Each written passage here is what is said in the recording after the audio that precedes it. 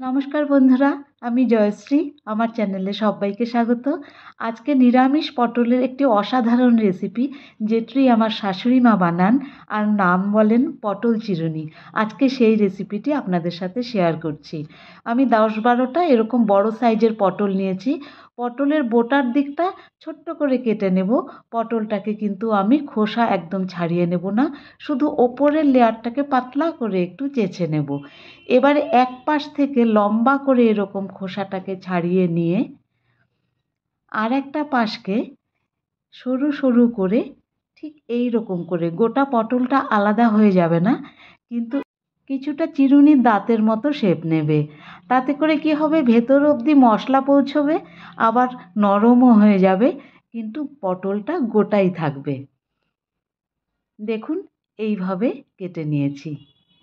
ঝটপট করে সবকটি পটল একই রকমভাবে কেটে নিলাম।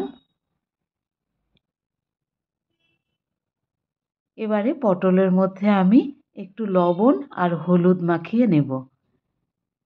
আমার রেসিপিগুলি যদি আপনাদের ভালো লাগে তাহলে একটা লাইক করে দেবেন, আর চ্যানেলটি পারলে সাবস্ক্রাইব করবার অনুরোধ রইল। পটলগুলোতে লবণ আর হলুদ মাখিয়ে নেওয়ার পরে 2 চামচ মতো সর্ষের তেল আমি কড়াইতে দিয়ে, তেলটা গরম হয়ে গেলে পটলগুলোকে আমি ভেজে নেব।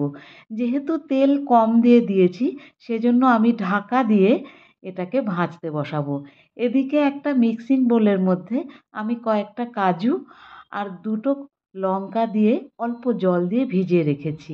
আর একটা বাটির মধ্যে 1 চামচ ধনে গুঁড়ো, 1/2 চামচ জিরে গুঁড়ো, 1/2 চামচ লঙ্কা গুঁড়ো আর 1/2 চামচ হলুদ দিয়ে গুলে নিয়ে একটা মশলার ব্যাটার রেডি করে রেখে দিলাম। এদিকে ঢাকনা সরিয়ে আমি উল্টে দিয়ে আর একটা পিঠও ভালো করে ভেজে নেব। এবার আর আমি ঢেকে দিচ্ছি না। দেখুন, 2টো পিঠ ভালো করে ভাজা হয়ে গেলে পটলগুলোকে আমি তুলে নিচ্ছি। এবারে কড়াইয়ের মধ্যে আরও 2 চামচ মতো তেল দিয়ে দিচ্ছি। তেল দিয়ে কয়েকটা গোটা গরম মশলা ফোড়ন দিয়ে, একটা তেজপাতা আর 1 চামচ জিরে, এই ফোড়নগুলোকে একটু ভেজে নিয়ে 1/2 চামচ মতো আদা বাটাটাকে আমি তেলের সাথে আগে একটু মিশিয়ে নিচ্ছি, তা না হলে আদার একটা কাঁচা গন্ধ রয়ে যায়। এবারে যে মশলার মিশ্রণটা তৈরি করলাম সেটা দিয়ে সামান্য একটু লবণ, যেহেতু পটলে আগে থেকে লবণ মাখানো ছিল সেজন্য অল্প করে লবণ দিয়ে এই পুরো মশলাটাকে আমি একটু কষিয়ে নিলাম। এখন আমি পটলগুলো সব এর মধ্যে দিয়ে দিচ্ছি।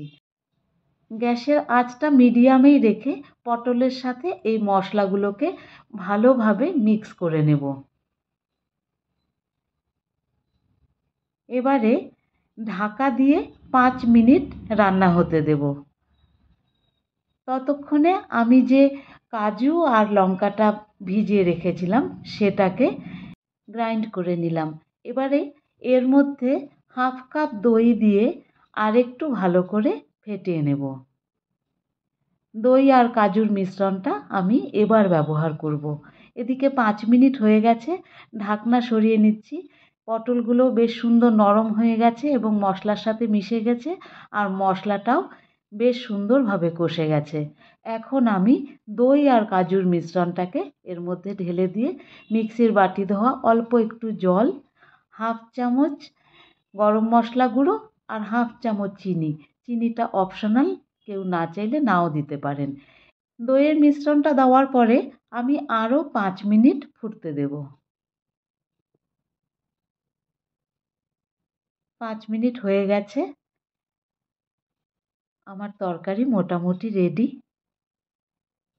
যেমন সুন্দর খেতে তেমনি সুন্দর নরম, আর পটলের ভেতর পর্যন্ত মশলা পৌঁছে যায়, আর দেখতেও অসাধারণ লাগে। একটু কাঁচা লঙ্কা ছড়িয়ে নামিয়ে নিলাম। রেসিপিটি ভালো লাগলে একটা লাইক করে দেবেন। ধন্যবাদ, ভালো থাকবেন।